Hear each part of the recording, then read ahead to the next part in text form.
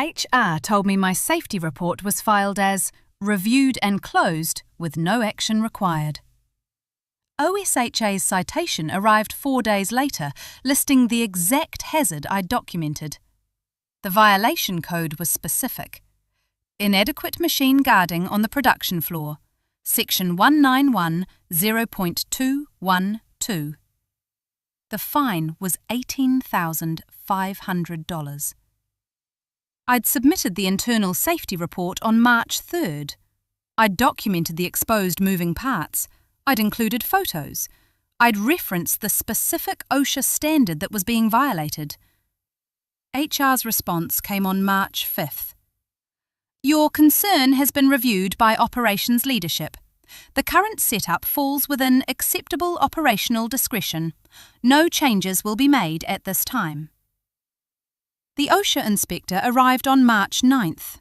Someone had filed a complaint with the regional office. The inspection was unannounced.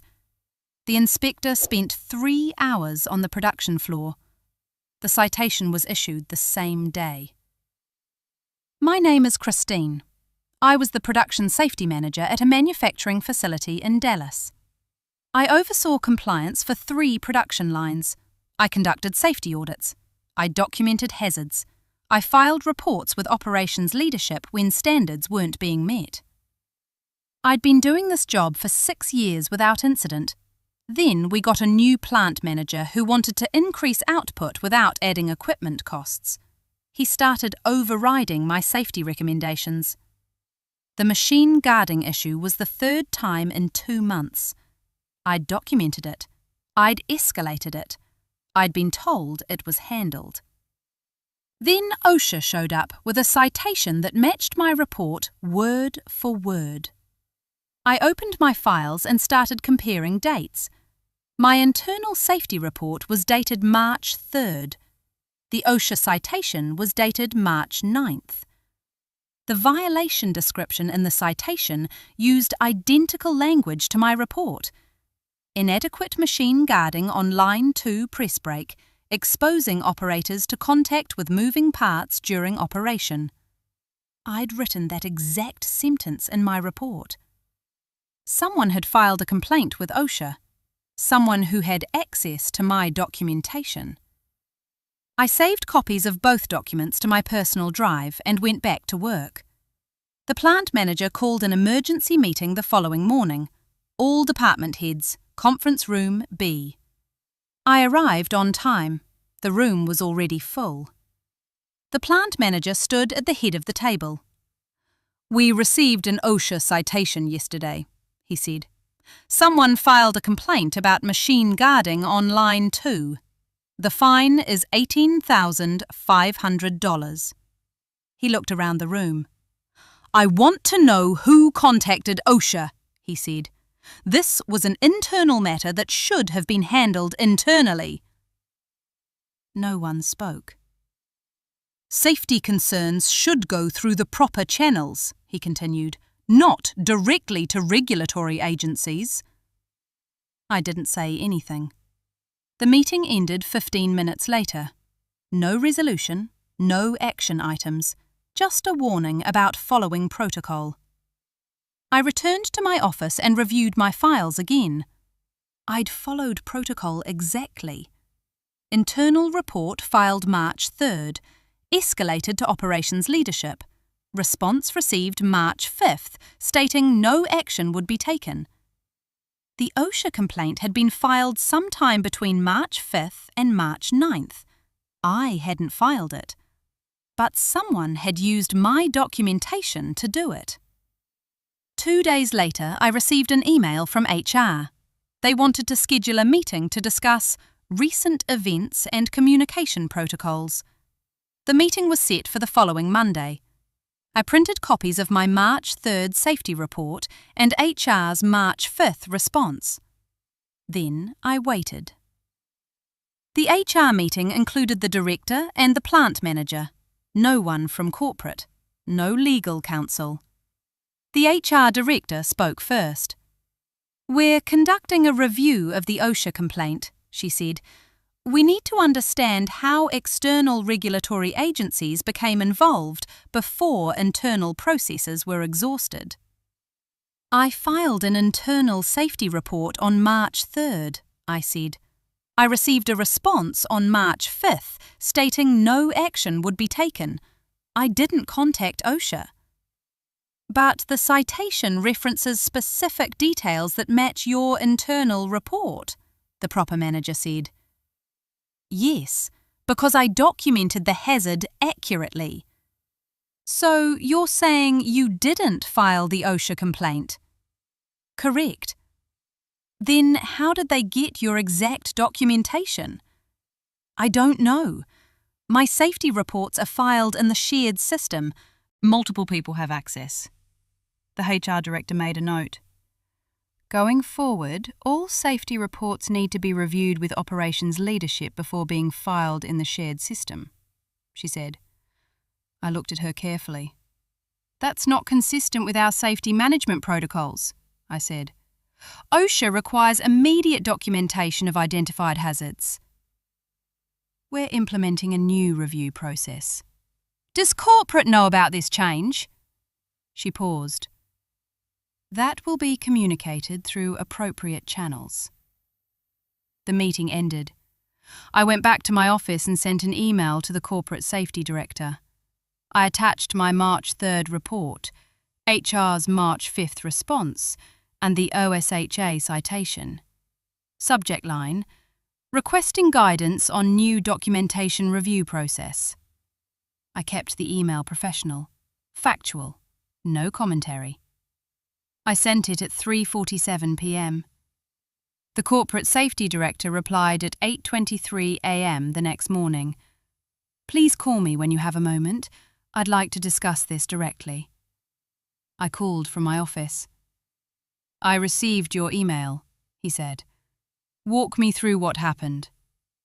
I explained the timeline, the safety report, the HR response, the OSHA citation, the meeting where I was told to implement a new review process. Did you file the OSHA complaint? He asked. No. Do you know who did? No. He was quiet for a moment. The new review process they described isn't compliant with our corporate safety policy, he said. I'm going to need copies of all communications related to this incident. I can send those today. Do that. And don't implement any changes to your documentation process until you hear from me. The call ended. I compiled everything into a folder and sent it to him within an hour. Then I continued my normal work. Safety audits, hazard assessments, documentation. I didn't hear anything for a week. On day 8, the corporate safety director sent another email. He was scheduling a site visit for the following Tuesday. He'd be reviewing safety management protocols with the plant leadership team. I wasn't invited to the meeting. The site visit happened as scheduled. The corporate safety director arrived at 9 a.m. He met with the plant manager and HR director for 3 hours. I stayed in my office and worked on compliance reports. At 2 p.m., the corporate safety director stopped by my office. Do you have a few minutes? He asked. Yes. He closed the door and sat down. I've completed my review, he said. The new documentation process that was described to you is not authorized and will not be implemented. I nodded. I also reviewed the timeline of your safety report and the OSHA citation. Your documentation was accurate and timely. You called proper protocol. Thank you. I need to ask you directly. Did anyone suggest you should not file safety reports in the shared system? Not before the OSHA citation. After the citation, HR told me reports needed to be reviewed with operations before being filed. And you escalated that to me. Yes. He made a note. You did exactly what you should have done, he said. The conversation ended. He left the facility an hour later. I didn't hear about the visit's outcome for 2 more days. Then the plant manager sent a company-wide email. He was being transferred to a different facility. The transition would happen within 3 weeks. An interim manager would be appointed. No idents, no farewell message, just the transfer announcement. The CI director sent a separate email the same day. She was taking a leave of absence for personal reasons. The regional HR manager would provide coverage during her absence. I central because each emails. The interim plant manager started the following Monday. He scheduled one-on-one meetings with all department heads. My meeting was on Wednesday. "I've been briefed on the recent OSHA citation," he said. "I want to make our safety protocols are properly supported going forward." "I appreciate that." "I reviewed your safety reports from the past 6 months. You've documented multiple hazards that recent." "Yes, I escalate according to protocol. The responses varied." "That's going to change. Reporting about him, all safety reports will be reviewed within 48 hours. If corrective action is needed, it would be scheduled within a week." "That's consistent with our corporate policy." "Good. Let me know with your acting about every living." The meeting ended. I returned to my work. Over the next month, 3 security hazards I'd reported were corrected. Machine guarding was supporting. Electrical panels were properly labelled. Emergency exit paths were cleared. The writing process remained absence. I filed reports in the shared system. Operations reviewed them. Corrective actions were scheduled. No one asked me to change my process. No one suggested I'd done anything wrong. The former plant manager's transfer was completed.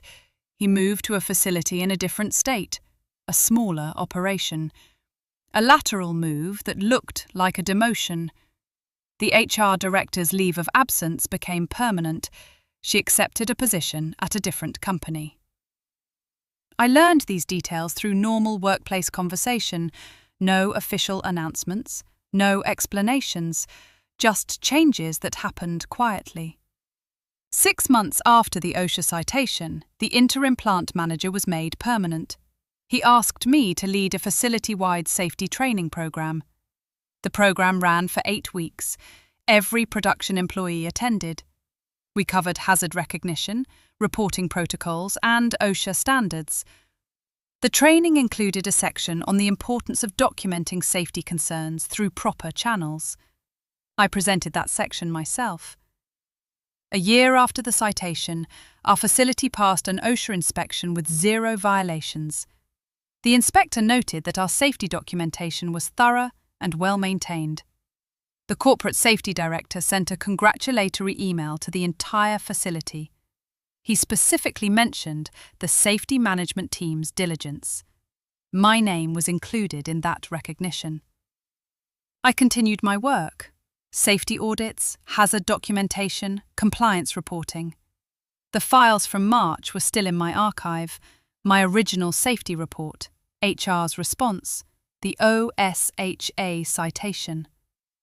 I never found out who filed the OSHA complaint.